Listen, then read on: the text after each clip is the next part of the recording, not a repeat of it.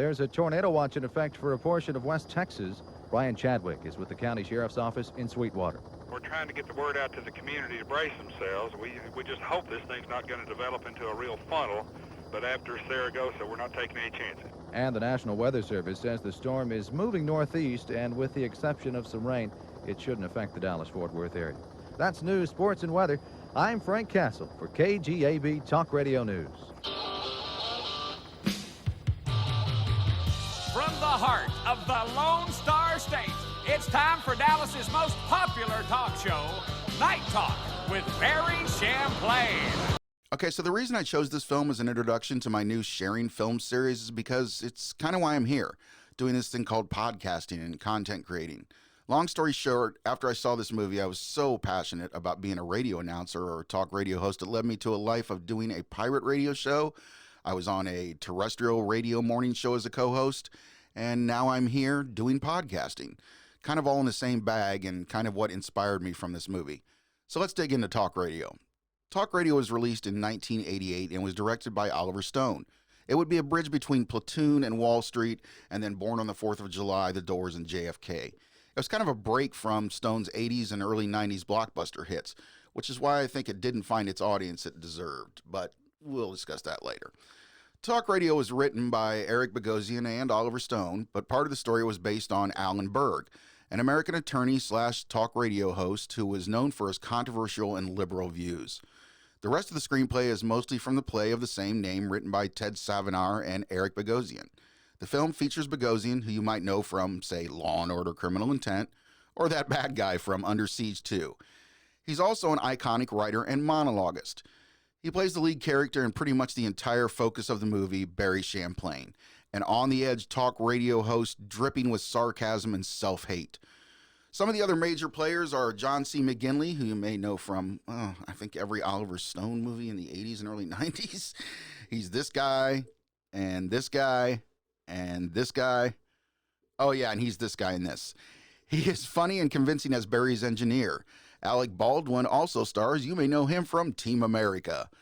Ellen Greene plays Barry's ex-wife. You might know her from The Little Shop of Horrors. There are a few other members of the cast, but coming from the setting of a one-man play, most of the camera time belongs to Bogosian. I enjoy listening to your show, and I want to say, I like you Jews. Well, I like you blacks. I think everyone should own one. Well, no, what I mean to say is, I have many friends who are Jewish. No, really, how many? Well, 3 or 4. I wouldn't call that many. They're very nice people. They're very educated, and they're good at business. Yeah, John, I don't know how to break this to you, but you never got into the B'nai B'rith. I mean, you're black. Don't you know how Jews feel about blacks? They hate you. They see you Schwarzes on the street, they cross to the other side. I mean, you know those slums in South Dallas where the rats eat little babies for breakfast? Jews own those slums. What do you mean I love Jews? Are you some kind of Uncle Tom or something? Well, what the hell do you know about Uncle Tom? I think Brotherhood I is the don't foundation care of... what you think. No one does. You want to know why? Because you're trying to kiss the master's butt, that's why. What? You call me up, you're trying to get deep with me how much you love Jews. You're lying. You hate them. You hate me. Admit I don't it. kiss nobody's butt. Sure you do. You kiss my butt. You're kissing it right now. If you weren't, you'd hang up on me. I don't want to hang up on you. Then I'll do you the favor. Night Talk. Debbie, you're on. Much like another recent movie Bogosian co-starred in, Uncut Gems, this movie is full of high-tension, uncomfortable moments and dark comical takes. Whether you like Barry or not, you still feel for what he's going through. Like Sandler's character in Gems, you hope he gets something right, but deep down you know he's just going to self-sabotage it. The plot is basically broken down to Barry's show getting ready to go national, which is just the start of Barry's stress. He's also involved with his female producer, which brings more stress of commitment and what he actually wants. There's a second plot line that has to do with Barry's ex-wife and a trip she makes to see him because he begged her to. But right from the get-go, you can tell it's for selfish reasons. Ellen Greene does a wonderful job of showing the pain of loving a person but realizing you can never be with them because they never meet their promises or expectations. We also get to see some of Barry's personal life off the air, which portrays him as another kind of talker. He's smooth with constantly trying to sell himself, but most times he ends up being an asshole. It's like he can't help it. We see a flashback midway through as to how he got his first radio job and proceeded to, for lack of a better word, talk his way to the top and then destroy his personal life. Where this movie really shines for me is the scenes that take place in the studio. Eric Bogosian, who knows this character in and out, is thrilling to watch just talk. Hence the name Talk Radio, I would assume. The way he interacts with the whole cast of Out There callers is weaponized and laced with sarcasm and controversial humor. The callers are intriguing as well, some sad, racist, or just strange. Man, a call with an unknown rapist is very uncomfortable and disturbing. Puts a little bit of reality into perspective. Some of the callers are people you may know. Park Overall, who you may know from Golden Girls spinoff Empty Nest, does an amazing job of voicing several different callers. And Michael Wincott, who kicked ass as Top Dollar in The Crow, voices one of the callers, and he even gets some camera time as a doped out party monster who could pass for Steven Tyler in a minute. We've brought Kent on board to get an inside look at the future of America. Kent is the classic American youth, energetic and resourceful, spoiled, perverse, and disturbed. Would you say that's an accurate description, Kent? Yep, sure. Yeah, what do you call that haircut? I don't know. Rock and roll. Are you high right now, Kent? Am I high? Are you on drugs, or is this your naturally moronic self?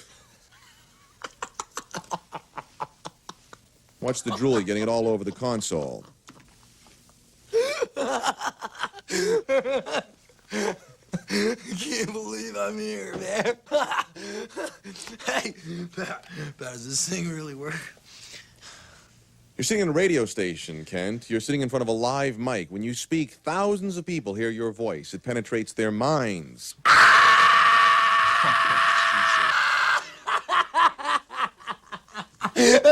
Okay, no, I want to send that one out to Diamond Dave and Billy the bass player and all the babes at the Valley View Mall.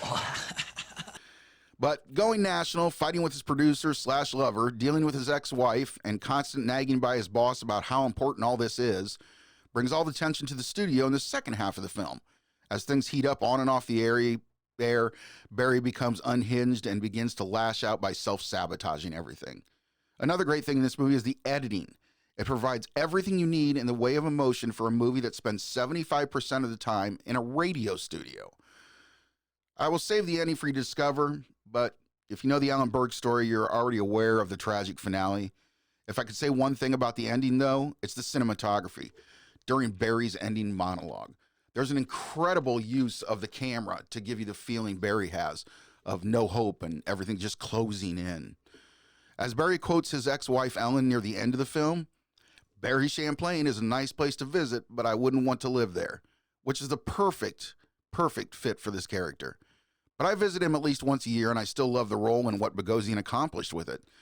This is really an unsung movie in Oliver Stone's career, which I think is a combo of poor marketing, people mistakenly thinking it was about Howard Stern, and the fact that Bogosian was not really somebody anybody knew at the time. With a long career writing and performing on stage, he really had only done a few TV and movie roles before this. Oh, one last thing. This movie does hold an 82% fresh on the tomato site and thumbs up from Roger Ebert. So maybe that's another thing to sway you into finding this film and giving it a watch for yourself. Thank you, everybody, for letting me share this with you, and I hope you'll do the same in the comment section. Who knows, maybe I'll watch one of your movies and share it on here. Thanks, guys.